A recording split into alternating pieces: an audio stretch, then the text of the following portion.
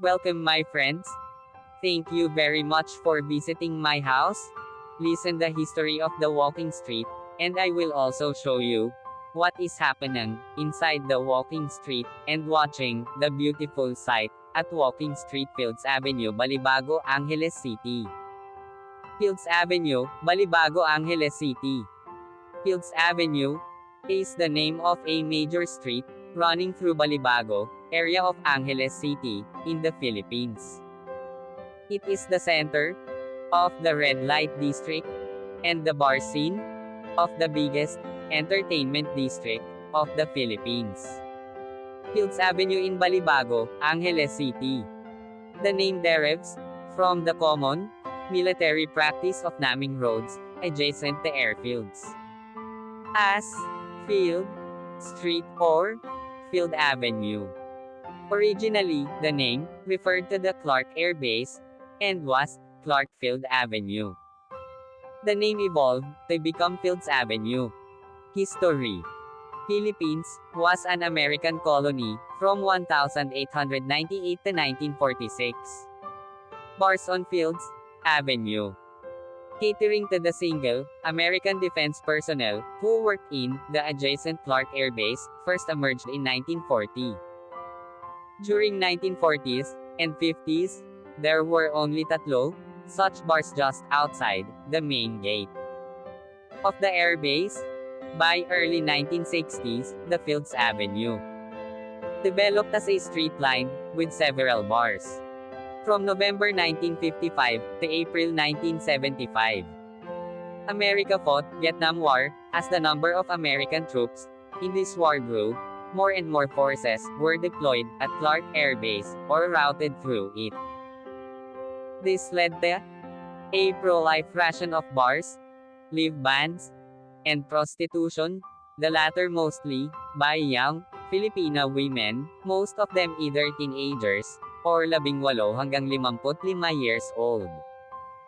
By the 1970s, there were more than 150 bars and prostitution joints along Fields Avenue. This led to a mushrooming of related ancillary industries in the vicinity, namely music bands, hotels, doctors, hairdressers, and money exchange transfer services. In its heyday, Fields Avenue provided direct employment to nearly 20,000 Filipinos, including plumbers, electricians, and security guards. In the 1980s, though the American presence remained steady, the bars and prostitution shops continued to proliferate. Many bars and prostitution dens were owned by Americans, as well as local politicians, thus leading to a nexus between the locals, politicians, and American military and ex-military personnel. With the withdrawal of American Defense Forces from Clark in 1993, many of these establishments changed hands, but continued to do business. As Clark was turned into a Special Economic Zone, SEZ, these bars and prostitution joints changed their clientele to suit their new customers, Japanese and Korean businessmen. Restaurants serving food from these countries began to appear, and signboards in these languages were put up. The period from 2000 hanggang 2010 saw further expansion of these joints, as the area was relabeled as an entertainment district. While prostitution was officially banned, girls working here were simply redesignated as guest relations officers (GRO), and prostitution continued in practice. Since then, bars and prostitution joints have continued to proliferate and expand. The extent of these establishments has continued further on both sides of Fields Avenue, and many smaller streets of Fields Avenue also sport smaller such establishments. In 2010, a section of Fields Avenue, at the end where it meets the MacArthur Highway, was named as Walking Street, mimicking Walking Street in Pattaya. This section was made pedestrians only, with road traffic banned from 6 p.m. to 6 a.m.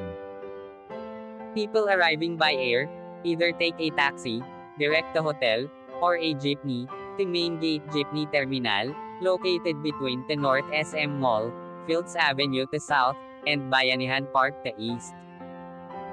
Those arriving from Manila by bus, ask the driver to drop them off at the corner of Fields Avenue and MacArthur Highway, or alight at Capas Angeles Transport Terminal, which is also walking distance from Fields Avenue and the MacArthur Highway. The presence of family-oriented activities on the other side of Fields Avenue, namely shopping malls, as well as activity centers in Clark Air Base, has led to a neat separation between the two. Fields Avenue tends to cater more to single foreigner men, and sometimes women too, with at least 5 bars, featuring gigolos and gays, while the rest of Clark caters to family-based entertainment. Fields Avenue remains among the safest streets in the region, with restaurants and hotels.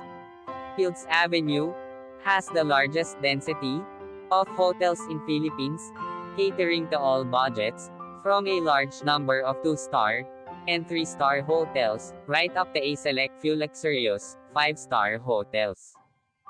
Many of the bars and hotels in Fields Avenue have restaurants attached. Fields Avenue has among the largest variety of restaurants in Philippines, with cuisines ranging from European, continental, Japanese, Korean, Australian, and a select few restaurants serving Indian, Arabic, and Filipino food. Restaurants tend to have long opening hours, most of them open late and close late, up to 4 a.m., though a reasonably number of them open early, around 7 a.m. A few restaurants are open 24 hours. Most Filipino and international fast food chains including McDonald's, KFC, and Jollibee have at least one branch along or near Fields Avenue. 24-hour police station is located in the center of Fields Avenue. Thank you so much. See you my next video.